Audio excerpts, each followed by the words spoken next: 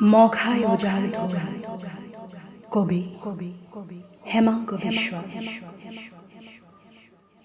কোনেনো প্ৰথম বাঁহতে পিন্ধাই তুলিছিল চৰাই চিৰিকটিৰ অনুকৃতি? কোনেনো পশুৰ নাৰীৰে তাঁৰ লগাই তুলিছিল প্ৰথম সুৰৰ কম্পন?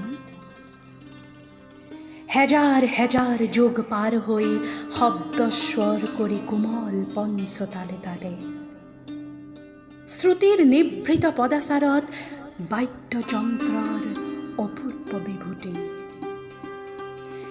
আলাপ জোৰ জ্বালাৰ ছন্দ প্ৰকৰণ সুৰ সংগতিৰ আশ্চৰ্য অৰ্কেষ্ট্ৰা। তথাপিতো আদি পিতা সংগীতৰ ঢুলীয়াৰ চেন।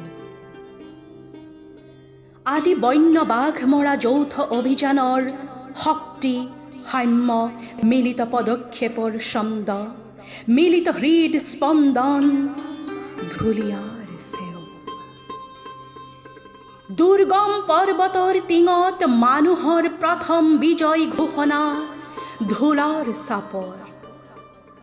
ওজা ভাই আকৌ লাগে আজি আৰণ্যক ঢোলৰ মাত। নিষ্ফলা মাটিৰ কন্যাৰ গৰ্ভকোষ উদ্দীপিত কৰি সঞ্জীৱিত সৃষ্টিৰ ভ্ৰূণৰ বজ্ৰৰ গৰ্জনে অনা ধুমুহাৰ তাল। ভীষণ মধুৰ তোমাৰ ঢোলৰ চাপৰ, ভীষণ মধুৰ। নিঃসংগতাৰ মৰুভূমিত মৰবহা সমাজৰ মৰা সৰাপাত স্তূপীকৃত আমাৰ বাটত চৌদিশে কুৰূপা দুষ্কৃতিৰ কংকাল সাধনা।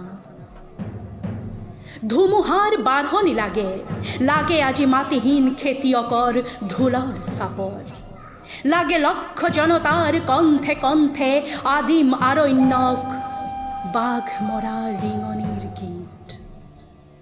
ওজা ভাই ছন্দ দিয়া সেৱে সেৱে ধিনী কি ধিন দাও ধিনী কি ধিন দাও।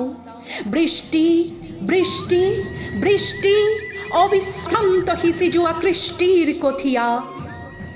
বিপ্লৱৰ ঢোলৰ মাৰিৰে কৰা জাৰি নতুন চমন। পথাৰে পথাৰে উৰক ৰঙা নিচান। ধান নিদিওঁ ধান নিদিওঁ নিদিওঁ আমাৰ ধান।